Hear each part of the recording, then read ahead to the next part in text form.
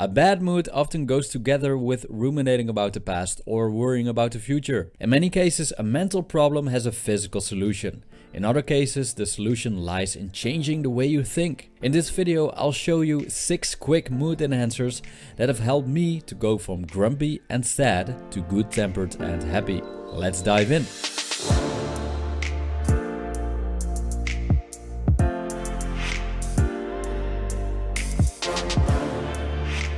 1.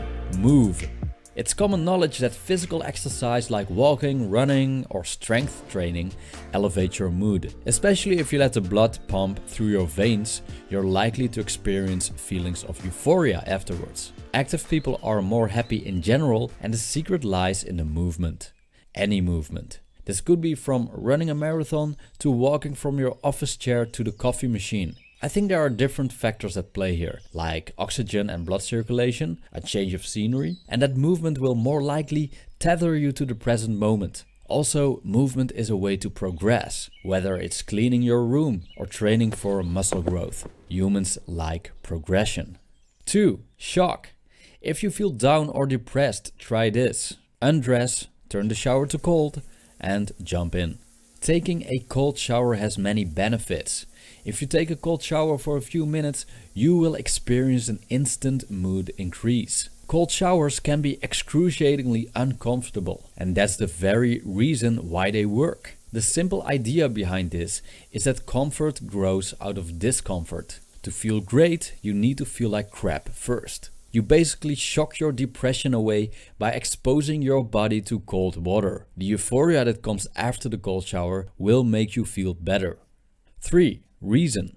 Cognitive behavioral therapy is a treatment based on the ancient philosophy called Stoicism. It's a mind hack that makes you feel better by changing the way you think. When you're thinking about the past or worry about the future, you create a huge amount of excessive thoughts. Excessive thinking can become very problematic, to the point of deep depression, psychosis, and even suicide. I've made a video about this called 4 Dangerous Effects of Overthinking. The thing is, thoughts are not real. Thoughts are either fantasies about what could happen in the future and memories which are perceptions and reflections of past events. Neuroscientists discovered that memories are highly adaptive and reshape themselves in order to fit new circumstances. In other words, memories are not reliable. Cognitive behavioral therapy hacks into the brain's distorted thinking patterns and attacks them by using logic and reason. It will challenge the negative and delusional stories you're probably telling yourself and reshapes these thoughts into rational thinking. This way, you'll expose the crap that you've been feeding yourself that makes you feel miserable. 4. Listen. Another problematic phenomenon about excessive thinking is that we are inclined to hold on to our thinking patterns, and sometimes we are utterly immersed by them. Like spiritual teacher Eckhart Tolle once said, and I quote, "Many people live with a tormentor in their head that continuously attacks and punishes them and drains them of vital energy. It is the cause of untold misery and unhappiness, as well as of disease." End quote.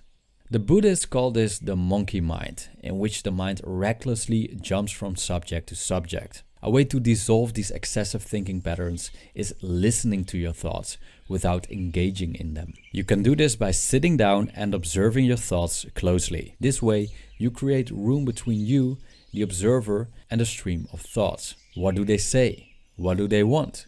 By listening closely to your thoughts without engaging with them, you'll notice that you are not your thoughts. They simply come and go, don't fight them, and they will pass away peacefully. By accepting the mind instead of fighting the mind, it calms down. A calmer mind means a better mood. 5. Talk. Another way to lift your mood is talking. Just throw it out. If you talk about what bothers you and how you feel, you'll experience a sense of relief. However, don't overdo this, because talking too much about how bad you feel will possibly work counterintuitive. Also, pick wisely whom you talk to. Some people are chronically miserable themselves. Talking to them will only make it worse. You know what they say, misery loves company. The trick is, you don't necessarily have to talk about your problems. The act of engaging with other people and the human connection that comes from that is often mood lifting. Of course, this depends on the people you communicate with.